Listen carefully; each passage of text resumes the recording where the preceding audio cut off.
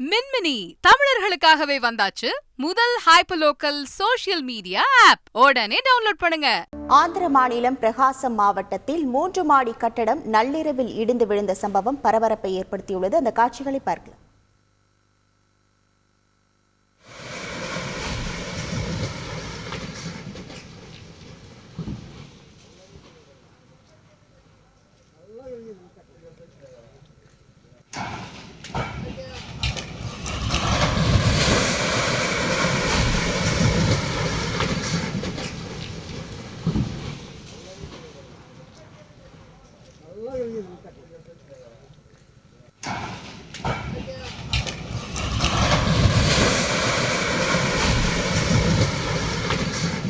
விவரங்களோடு இணைகிறார் செய்தியாளர் சரவணன். வணக்கம் சரவணன். இந்த 3 மாடி கட்டிடம் இடிந்து விழுவதற்கான காரணம் என்னவாக சொல்லப்படுகிறது? இந்த விபத்தால் யாருக்கேனும் காயங்கள் ஏற்பட்டுள்ளதா? விவரங்கள் என்ன?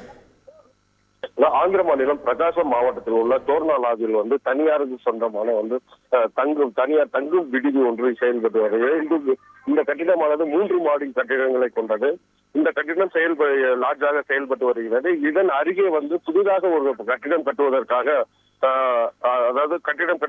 பள்ளம் ஒன்று நோண்டப்பட்டது. அந்த நோண்டப்பட்ட போது அந்த பள்ளம் அருகிலே நோண்டப்பட்டதால் இந்த கட்டிடமானது சிறிய அளவிலான விரிசல் ஏற்பட்டு பெரிதாக ஆரம்பித்தது. இதனை கவனித்த இந்த விடுதியின் உரிமையாளர் அங்கு இருக்கும் விடுதியில் தங்கி இருக்கும் அனைவரையும் காலி செய்யுமாறு அறிவுறுத்தி அங்கிருந்து காலி செய்த நிலையில் நேற்று இரவு நள்ளிரவுக்கு மேல் விரிசல் பெரிதாகி மொத்தமாக 3 மாடி கட்டிடமும் மொத்தமாக சரிந்து விழுந்தது. இந்த விபத்தில் அந்த விடுதியில் யாரும் இல்லாததால் உயிர் சேதம் எதுவும் இல்லை. மேலும் பலத்த சத்தத்துடன் இது கீழே விழுந்ததால் அங்கு பெரும் பரபரப்பை ஏற்படுத்தியுள்ளது. உங்கள் விவரங்களுக்கு நன்றி சரவணன். மின்மினி தமிழர்களுக்காகவே வந்தாச்சு முதல் ஹைப்பர்லோக்கல் சோஷியல் மீடியா ஆப். உடனே டவுன்லோட் பண்ணுங்க.